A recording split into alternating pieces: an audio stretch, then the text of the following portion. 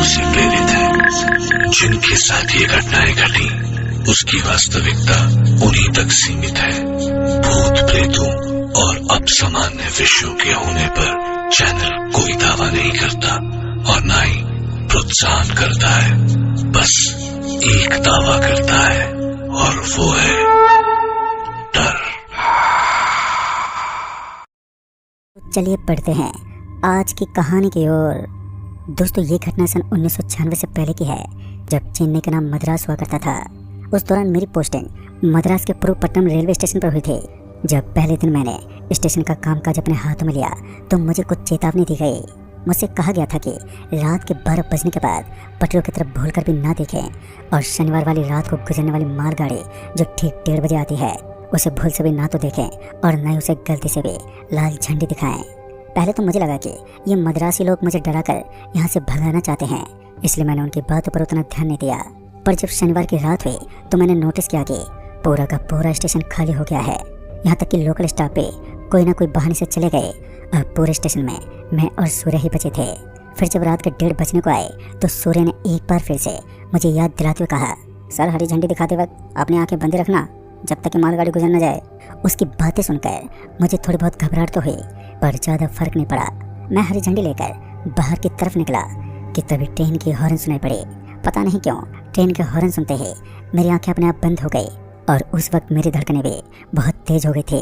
पूरा शरीर देखते देखते बुरी तरह से कपकपाने लगा था।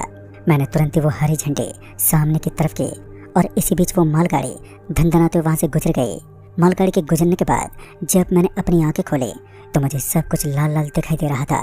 मैं अपनी आंखें मसलता हुआ वापस अपने रूम में आ गया और फिर जब मैंने अपनी आंखों पर पानी की छींटे मारे तो धीरे धीरे मुझे बस कुछ नॉर्मल दिखने लगा।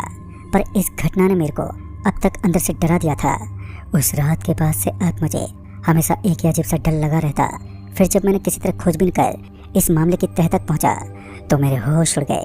दरअसल मुझे पता चला कि इस रेलवे स्टेशन पर कोई भी लोकल कर्मचारी रेलवे मास्टर नहीं बनता और जो भी बना वो उस 1:30 बजे की मालगाड़ी का शिकार हो गया जो पिछले शनिवार मेरे साथ घटा था। उसे साफ जाहिर था कि मेरे साथ भी कुछ भी हो सकता है। फिर मैं ना चाहते हुए अपनी अच्छी खासी सरकारी नौकरी छोड़ने पर मजबूर हो गया था। और फिर जब ये बात मैंने सूर्या को बताई तो उसने कहा कि सर, नौकरी छोड़ने से ये मुसीबत हल नहीं होगी, क्योंकि पहले के भी स्टेशन मास्टर ने भी यही गलती की थी।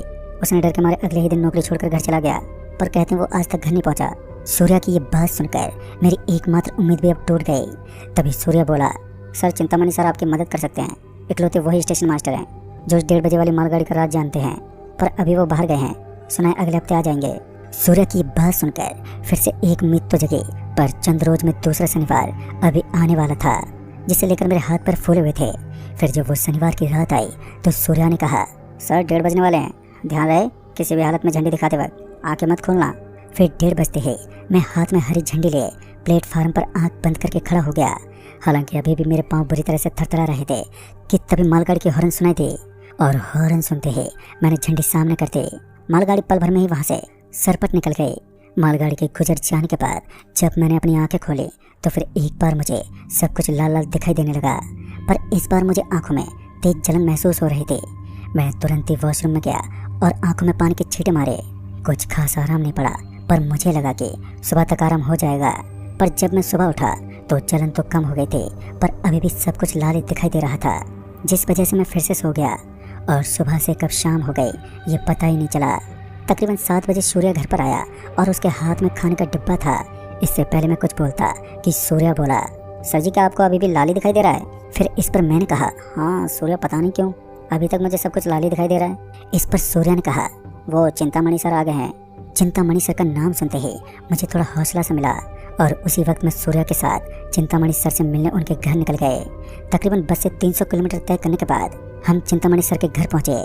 जब चिंतामणि सर को मैंने अपना हाल सुनाया तो वो मेरी बात सुनकर कुछ देर के लिए एकदम से चुप हो गए। फिर 2 घूंट पानी पीने के बाद बोले, 1:30 बजे वाली मालगाड़ी से बचना आसान तो नहीं है, मगर मेरी मानो तो चुपचाप जैसा चल रहा है चलने दो। चिंतामणि सर की बात सुनकर मुझे बहुत बड़ा झटका लगा।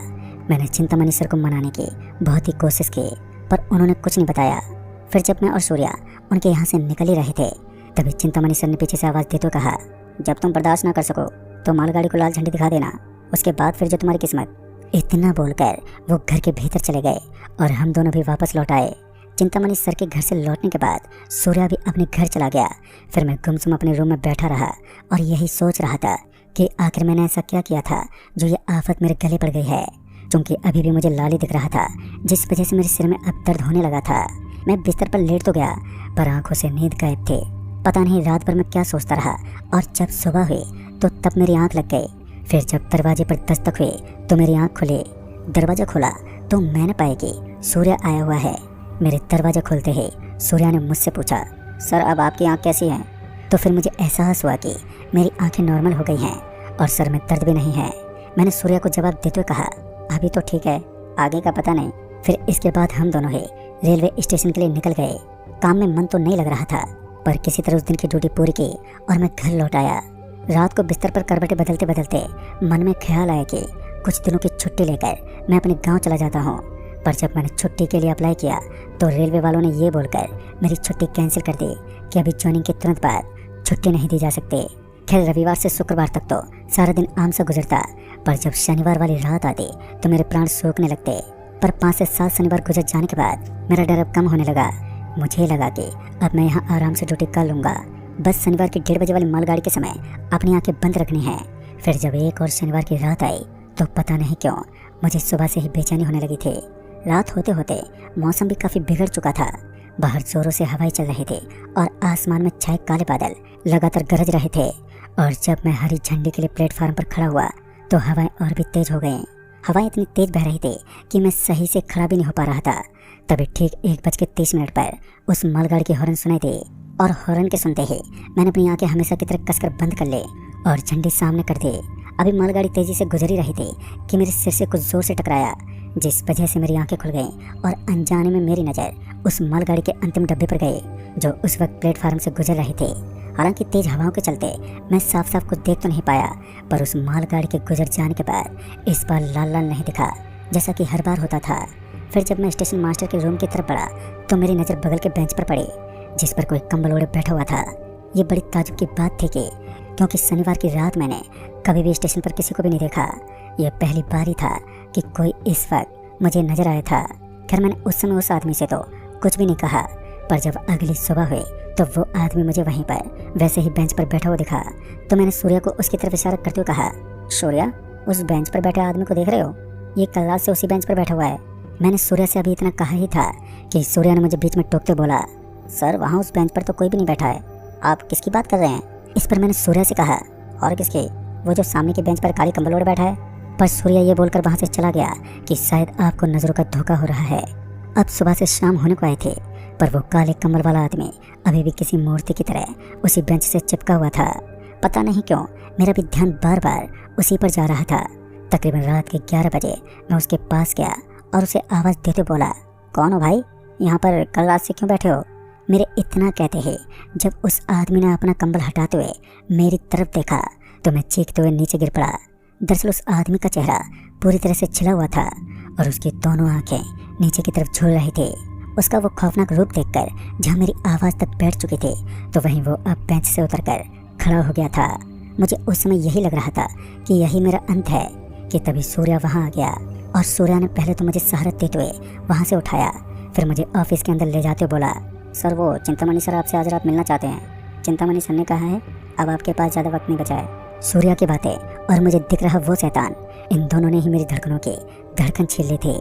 फिर जब देर रात चिंतामणि सर से मेरी मुलाकात हुई तो चिंतामणि सर ने कहा, तुमने मालगाड़ी को देखकर अपनी जान जोखिम में डाल दिया है। तुम्हारे ऐसा करने से उस मालगाड़ी का एक शैतान तुम्हें ले जाने के लिए नीचे उतर गया है जो सिर्फ तुम्हें ही दिखाई दे रहा होगा। चिंतामणि सर की ये बातें सुनकर मैं इस ताजुब में था कि आखिर इतना सब कुछ इन्हें कैसे मालूम है। इससे पहले मैं इस पर कुछ पूछता कि चिंतामणि सर ने आगे बताते हुए कहा कि तुम्हें उस शैतान को वापसी उस मालगाड़ी में भेजना होगा, वो भी इसी आने वाली शनिवार की रात को। इस बार तुम मालगाड़ी को हरी झंडी की जगह लाल झंडी दिखाना और जब मालगाड़ी रुक जाए तभी तुम्हें मालगाड़ी के बेहतर डिब्बों में से वो डिब्बा खोजना है जिससे वो शैतान उतरा था। चिंतामणि सर की पूरी बात सुनने के बाद मुझे ऐसा लग रहा था कि आने वाला शनिवार मेरी ज़िंदगी का आखिरी शनिवार है, क्योंकि ये तो मुझे अच्छे से पता था कि ये सब करना बिल्कुल भी आसान नहीं होगा, पर मेरे पास कोई दूसरा चारा भी नहीं था। और फिर जब शनिवार की रात आई तो मुझे इंतजार था रात के 1:30 बजने का।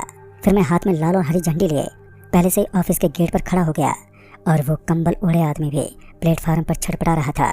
फिर जब रात के 1:30 बजे तो मालगाड़ी हॉर्न देते हुए स्टेशन में दाखिल हुई। जब मेरी नज़र उस मालगाड़ी पर पड़ी तो मैंने पाया कि वो मालगाड़ी बहुत पुरानी और जर्जर है। उस मालगाड़ी को देखकर पता नहीं क्यों मुझे बहुत ही दुख हो रहा था। मैं मन ही मन रोने लगा था, पर मैंने अपने आप को किसी तरह संभाला और मालगाड़ी को लाल झंडी दिखा दी। मेरे लाल झंडी दिखाते ही मालगाड़ी रुक गई और मालगाड़ी के रुकते ही मैं वो डिब्बा ढूंढने लगा जिससे वो शैतान उतरा था। और अभी मैं वो डिब्बा ढूंढ ही रहा था कि तभी मुझे एहसास हुआ कि वो शैतान भी मेरे पीछे पीछे चला आ रहा है। वहीं दूसरी तरफ उस मालगाड़ी के हर डिब्बे से अलग अलग गंध आ रही थी, जिसकी वजह से मुझे सांस लेने में काफ़ी दिक्कत हो रही थी। इसी बीच मुझे वो डिब्बा मिल गया जिसका दरवाज़ा खुला हुआ था। मैं दौड़ते हुए उस डिब्बे में घुसा और उस डिब्बे में घुसते ही वो शैतान भी उस डिब्बे में घुस गया। उसके अंदर घुसते ही मैं मालगाड़ी से बाहर निकला और मालगाड़ी को हरी झंडी दिखा दी। मेरे हरी झंडी दिखाते ही मालगाड़ी वहाँ से उस शैतान के साथ एकदम से रवाना हो गई। उस रात मेरी जान तो बच गई, पर मैंने उस मालगाड़ी के डिब्बे में जो देखा और जो अगले शनिवार मेरे साथ हुआ वो भी एक लंबी और खौफनाक कहानी है जिसे मैं फिर कभी बताऊंगा। तो दोस्तों, इस कहानी में बस इतना ही। कहानी आपको पसंद आई हो तो वीडियो को लाइक शेयर जरूर कर दें और साथ ही हमें कमेंट बॉक्स में ज़रूर बताएं। तो मैं जल्दी मिलूंगा इस कहानी के अगले पार्ट के साथ। तब तक के लिए बाय एंड